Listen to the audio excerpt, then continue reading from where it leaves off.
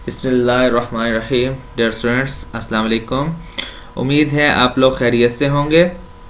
पिछले लेक्चर्स में हमने 2 क्वेश्चन किए थे और मैंने आप लोगों से कहा था कि आप लोगों ने दोनों क्वेश्चन के एक क्वेश्चन सिमिलर क्वेश्चन जो है आपको कहे थे कि ये करके मुझे दिखाने हैं, लेकिन सिवाय चंद स्टूडेंट्स के 2-3 स्टूडेंट्स के और किसी स्टूडेंट ने जो है इस क्वेश्चन को नहीं किया।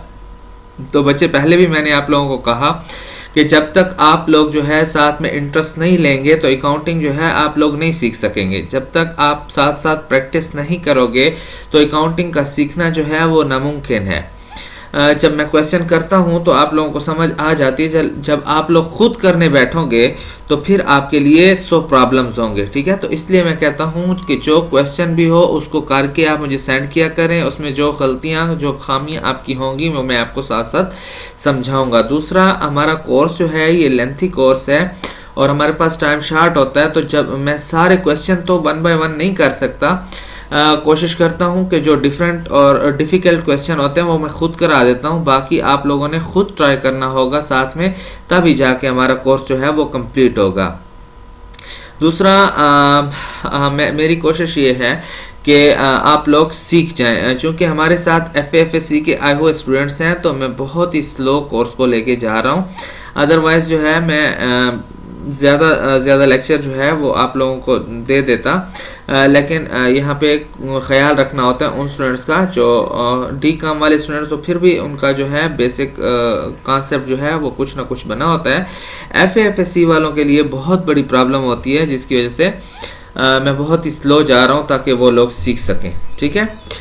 दूसरा, ये मसला बन गया है कोरोना की वजह से कि ऑनलाइन क्लासेस की वजह से ये सब्जेक्ट जो हैं जो हमारे पास क्वांटिटेटिव सब्जेक्ट हैं, इनका सीखना थोड़ा सा मुश्किल हो जाता है, लेकिन हम पूरी कोशिश कर रहे हैं कि आप लोग सीख जाएं, ठीक है। तो ये 2 क्वेश्चन किए थे, उसके बाद हम आज तीसरा क्वेश्चन करते हैं। इसके लिए मैंने देखें इस तरह किया है कि ये जो है ये ऊपर आपके पास जो है ये क्वेश्चन है और नीचे वाला जो है ये आपका सॉल्यूशन है, ठीक है। इस क्वेश्चन में वो क्या कहता है, वो कहता है the balance sheet items of the original malt shop. वो कहता है कि बिजनेस का नाम है ओरिजिनल माल्ट शॉप और उसके बैलेंस शीट आइटम्स जो हैं वो आपको गिवन है वर एज फॉलोज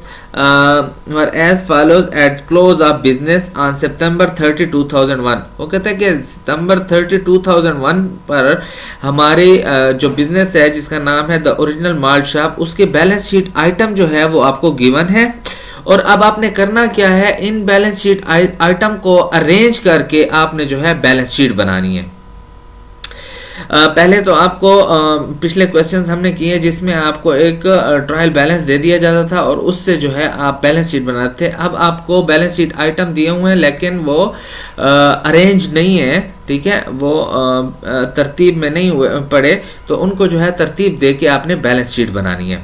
तो यहाँ पे आपके पास कौन कौन से आइटम्स हैं, सबसे पहले अच्छा ये मैंने आपको जो पिक्चर शो की है, अगर आपको लेक्चर के दौरान जो है वीडियो कंप्रेस होके आती है, चूंकि अगर वो आपको सही नज़र नहीं आती इमेज, तो आप क्या, मैं आपको इसके जो पिक्चर्स हैं ओरिजिनल पिक्चर्स जो हैं वो भी साथ व्हाट्सएप ग्रुप में सेंड करता हूँ, तो आप जो है उनको भी सामने रख के लेक्चर को देख सकते हैं। तो ये सबसे पहले आपके पास है अकाउंट्स पेएबल। अकाउंट्स पेएबल की अमाउंट है हमारे पास डॉलर में है 8500। दूसरे नंबर पे है हमारे पास अकाउंट रिसीवेबल और उसकी अमाउंट है 1250। तीसरे नंबर पे है हमारे पास बिल्डिंग 45,500। कैश है हमारे पास 7,400। फर्नीचर एंड फिक्सचर है हमारे पास 20,000। सही है। अब हमारे पास राइट साइड पे जो पड़े हैं वो है लैंड, वो है 55,000। उसके बाद हमारे पास है की मार्टिन कैपिटल, यानी मालिक का सरमाया जो है, मालिक का नाम है यहाँ पे की मार्टिन और उसका कैपिटल है 54,090। नोट्स पेबल जो है आपको गिवन नहीं है। अच्छा, इस क्वेश्चन के अंदर एक और चीज़ क्या है कि बाज आपको बैलेंस शीट आइटम गिवन होंगे और उसमें एक ना एक आइटम ऐसा होगा जो जिसकी वैल्यू भी आपने निकालनी होगी। अब देखें, नोट्स पेबल वो कहता है तो सही लेकिन गिवन नहीं है, आपने खुद जो है मालूम करना है कि नोट्स पेबल कितना है। और सप्लाइज, ऑफिस सप्लाइज जो हैं वो आपके पास 3,440 के हैं। अब हमने इस बैलेंस शीट को तरतीब में, जैसे बैलेंस शीट की मैंने फॉर्मेट बताई है, उसके अंदर आपने इसको सॉल्यूशन करना है इसका। तो कैसे करेंगे? सबसे पहले मैंने कहा था बैलेंस शीट बनाते हुए सबसे पहले आपने कंपनी का नेम लिखना होता है, और कंपनी का नेम कोशिश कीजिएगा कि वो जो है ऊपर, सबसे ऊपर जो है वो लिखना है, ठीक है। उसमें क्या है, उसका नाम है द ओरिजिनल माल्ट शॉप, ठीक। दूसरे नंबर पे मैंने कहा था जो स्टेटमेंट बनाने जा रहे हैं उसका नाम, दूसरे का क्या है, बैलेंस शीट। और तीसरे नंबर पे जो है सितंबर 30 2001, ये किस टाइम पीरियड के लिए हम बना रहे हैं? सितंबर 30 2001 के लिए। तो अब इक्वेशन फॉर्म में हम जो है बैलेंस शीट यहाँ पे बना रहे हैं, एसेट्स और दूसरी साइड पे लायबिलिटीज एंड ओनर इक्विटी। अब एसेट्स को हमने तरतीब में लिखना होगा, जैसे मैंने आपको तरतीब बताई थी। सबसे पहले जो है आप इसमें देखेंगे कि करंट एसेट कहाँ कहाँ पड़े हैं और कौन कौन से हैं। तो सबसे पहले हमारे पास जो सबसे पहला करंट एसेट आता है वो कैश है, तो कैश को मैंने उठा के यहाँ पे डाल दिया 7400। दूसरा नंबर किस चीज का आता है? यहाँ पे वैसे तो नोट रिसीवेबल का आता है, लेकिन नोट रिसीवेबल यहाँ पे नहीं पड़ा, तो अकाउंट रिसीवेबल पड़ा है। अकाउंट रिसीवेबल की कीमत है 1250, तो मैंने अकाउंट रिसीवेबल के सामने लिखा 1250। तीसरे नंबर पे हमारे पास ऑफिस सप्लाईज आता है। यहाँ पे ऑफिस सप्लाईज भी हमारा करंट एसेट है। पहले आपने ये देखने होंगे कि क्वेश्चन के अंदर करंट एसेट कितने पड़े हैं, तो 3 करंट एसेट पड़े हैं, कैश, अकाउंट रिसीवेबल और सप्लाईज, ठीक है। तो इसलिए उनकी तरतीब जो है, सबसे पहले कैश आती है, फिर अकाउंट रिसीवेबल और फिर सप्लाईज, ठीक है। तरतीब बहुत जरूरी है। फिर 3440 उसकी अमाउंट है, ठीक है। उसके बाद आप यहाँ पे देखें कि आपके फिक्स एसेट कौन से पड़े और किस तरतीब में उसको लाना है हमने। तो सबसे पहले हमारे पास फिक्स एसेट पड़ा है लैंड, मैंने आपको बताया था लैंड का सबसे पहला नंबर आता है फिक्स एसेट में, तो उसकी अमाउंट है हमारे पास 55,000, ठीक है। उसके बाद बिल्डिंग है, यहाँ पे बिल्डिंग पड़ी है और उसकी अमाउंट है 45,500, तो बिल्डिंग के सामने मैंने उसकी अमाउंट डाल दी। तीसरे नंबर पे हमारे पास फर्नीचर एंड फिक्सचर पड़े हैं 20,000 के, तो वो मैंने डाल दिए, ठीक है। इसके अलावा इस क्वेश्चन में कोई एसेट नहीं बचा अब, ठीक है। तो एसेट्स मैंने तरतीब से लिख दिए, जितने भी इस क्वेश्चन के अंदर जितने भी एसेट्स पड़े थे उसको मैंने तरतीब के अंदर लिख के, तरतीब के साथ लिख के उसके सामने अमाउंट्स डाल दी, और सामने मैंने लिख दिया टोटल एसेट्स, यानी टोटल एसेट्स हमारे पास यहाँ पे बन गए 1,32,590। दूसरी साइड पे अब हम आते हैं liabilities and owner equity side पे। Liability and owner equity side में सबसे पहले आपने लायबिलिटीज को डालना है, ठीक है। लायबिलिटीज के अंदर आपने नोट्स पेएबल को पहले डालना होता है और अकाउंट्स पेएबल को बाद में। तो नोट्स पेएबल की अमाउंट तो गिवन नहीं है, नोट्स पेएबल को आप लिखकर उसके सामने अमाउंट का जो है वो नहीं लिखनी है, उसको छोड़ देना है, ठीक है। यहाँ पे लिखी हुई है अमाउंट, इसको आपने फिलहाल इग्नोर करना है कि नोट्स पेएबल हमें नहीं दी गई, हमने खुद निकालनी है एंड पे, तो नोट्स पेएबल को खाली छोड़ देना है। उसके बाद आपके पास आता है अकाउंट्स पेएबल, तो अकाउंट्स पेएबल की अमाउंट तो हमारे पास यहाँ पे गिवन है, वो है 8,500, तो अकाउंट्स पेएबल के सामने हम 8,500 डाल देंगे।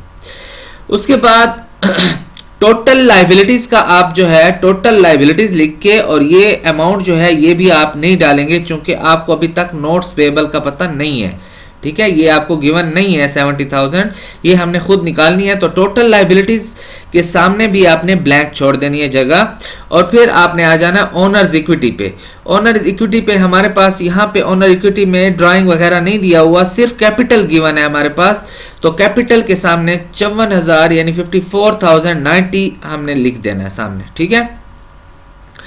और फिर उसको जो है लाइन डाल के टोटल, और टोटल के सामने फिर अभी तक हम अमाउंट नहीं लिख सकते क्योंकि ये अमाउंट्स हमारे पास जब आएंगी नोट्स पेएबल की तब भी जो है हमारे पास सारा खाता आगे क्लियर होगा। अब हम आते हैं, हमारे पास अकाउंटिंग इक्वेशन है जो मैंने आपको शुरू में बताई थी। अकाउंटिंग इक्वेशन क्या होती है? Assets is equal to liabilities plus owner equity, यही होती है ना। Assets is equal to liabilities plus owner equity. यहाँ पे मैं एक और जो है क्रिएट कर देता हूँ स्लाइड को, और उसमें आपको दिखा देता हूँ, ठीक है। Assets is equal to, just wait, आप देखें यहाँ पे हमारे पास अकाउंटिंग इक्वेशन है asset is equal to liabilities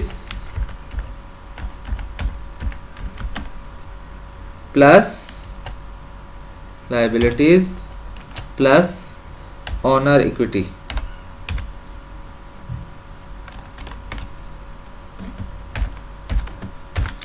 यही है ना हमारे पास अकाउंटिंग इक्वेशन। तो जब हमारे पास, अब आप देखें कि जब हमारे पास एसेट क्वेश्चन के अंदर हमें पता चल गया कि हमारे टोटल एसेट कितने हैं।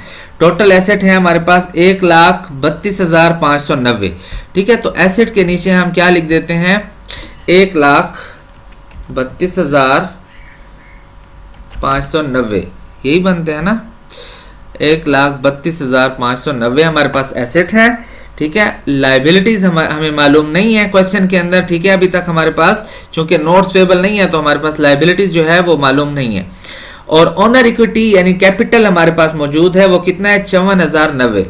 तो हम क्या कर देंगे, इज इक्वल टू कर लेंगे, लाइबिलिटीज को हम मालूम करना है प्लस ऑनर इक्विटी हमारे पास है 54,090। तो आपके पास जब दो चीजें होती हैं तो आप एक चीज को मालूम कर सकते हैं। ठीक है, किस तरह मालूम करेंगे आप इक्वेशन के इस साइड पे ले जाएं तो आप क्या यहां पे बनेगा आपके पास, आप देखें लायबिलिटीज इज इक्वल टू आपके पास हो जाएगा 1,32,590 माइनस 54,090। ठीक है, तो ये हमारे पास कितना आ जाएगा, लाइबिलिटीज की अमाउंट हमारे पास कितनी आ जाएगी, जस्ट वेट मैं कैलकुलेटर निकाल लूं। तो इस पे हमारे पास देखें 1,32,590 माइनस 54,090 इज इक्वल टू हमारे पास लाइबिलिटीज आ जाती हैं, हमारे पास लाइबिलिटीज जो आ जाती है वो है 78,500। ठीक है, अब हमारे पास लाइबिलिटीज तो आ गई 78,500 और इन लाइबिलिटीज में हमारे पास यहाँ पे क्वेश्चन के अंदर दो लाइबिलिटीज हैं। एक तो है हमारे पास अकाउंट्स पेएबल जो हमें पता है 8,500 है। तो दूसरी चीज हमें जो नहीं पता, तो इसमें से हम अगर 8,500 निकाल लें, माइनस 8,500 निकाल लें, तो वो हमारे पास क्या आ जाएगी, वो हमारे पास नोट्स पेएबल होंगे। क्योंकि अकाउंट्स पेएबल तो 8,500 हैं और टोटल लाइबिलिटीज जब हमारे पास 78,500 हैं, उसमें से अकाउंट्स पेएबल अगर 8,500 हैं तो उसको उसमें से निकाल लें तो नोट्स पेएबल आ जाएंगे आपके पास। ठीक है, तो नोट्स पेएबल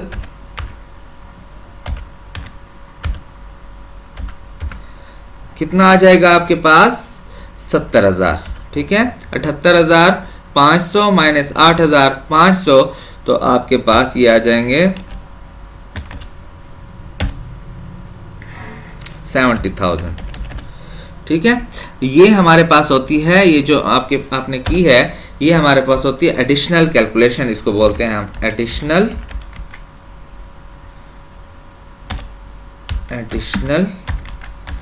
कैलकुलेशन। ये क्वेश्चन के एंड पे आपने शो करनी होगी।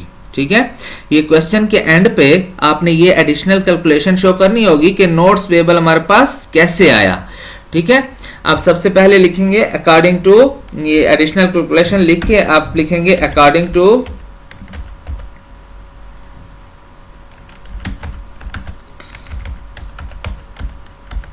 Accounting equation. ठीक है, according to accounting equation asset is equal liabilities plus owner equity. फिर उसमें हमारे पास एसेट गिवन है, लाइबिलिटीज हमें नहीं मालूम, ऑनर इक्विटी हमारे पास गिवन है।